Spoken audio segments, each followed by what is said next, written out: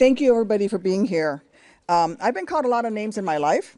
Tammy, Lieutenant Colonel, Senator, and other names that I can't mention in mixed company.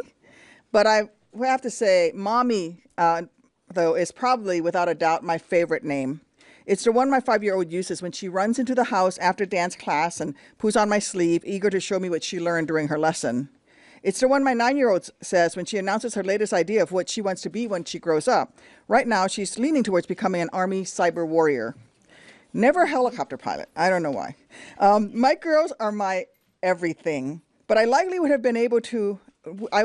not have ever been able to have them had I not had access to basic reproductive rights that Americans, up until recently, had been depending on for decades. Because after a decade of struggle with infertility post my service in Iraq, I was only able to get pregnant through IVF. IVF is the reason that I've gotten to experience the chaos and beauty, the stress and the joy that is motherhood.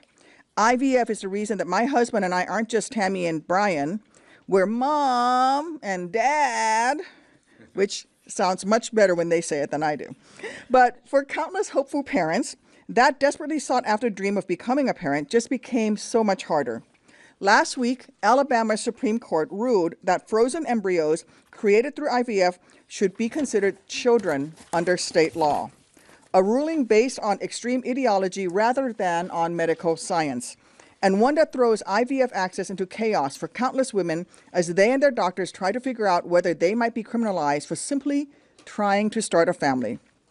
If you're thinking that this makes no sense, you're right. The very people who claim to be defending family values are actively trying to enact policies that would actually prevent Americans from creating those families. IVF providers around the state in Alabama have already paused treatment out of fear that their doctors and patients could be criminally punished. And now that the first domino has fallen, it may only be a matter of time before more hospitals make the same call, before more courts issue similar rulings putting more women at risk.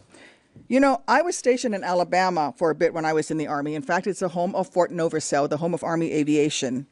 I didn't know it at the time, but my infertility would become one of the most heartbreaking struggles of my life. My miscarriage more painful than any wound I ever earned on the battlefield. So it's a little personal to me when a majority male court suggests that people like me who are not able to have kids without the help of modern medicine should be in jail cells and not taking care of their babies in nurseries. I know I'm not alone when I struggle to understand how politicians who support this kind of policy can possibly call themselves pro-life.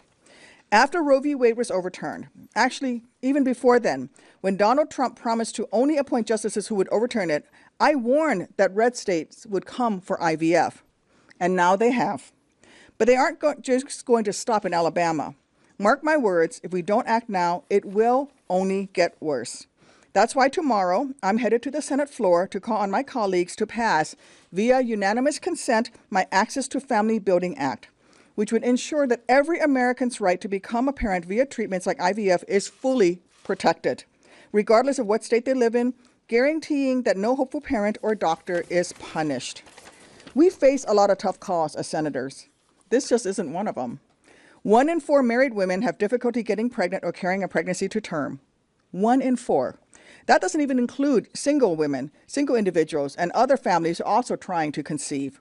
So to my Republican colleagues, please think about how many that 1 in 4 represents in your state. Women willing to go through expensive, painful treatments just for a chance to experience the most banal moments of parenthood. Just to have a newborn to swaddle, a toddler whose shoes need to be tied. And if you believe that they should have the right to be called mom without also being called a criminal, then all you have to do to prove it is help us pass this should be obvious legislation.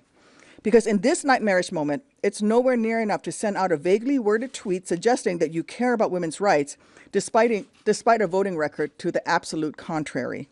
No, instead, if you truly care about the sanctity of families, if you're genuinely, actually, honestly interested in protecting IVF, then you need to show it by not blocking this bill on the floor tomorrow. It's that simple. Thank you. Now it will be followed by the Majority Leader, Schumer.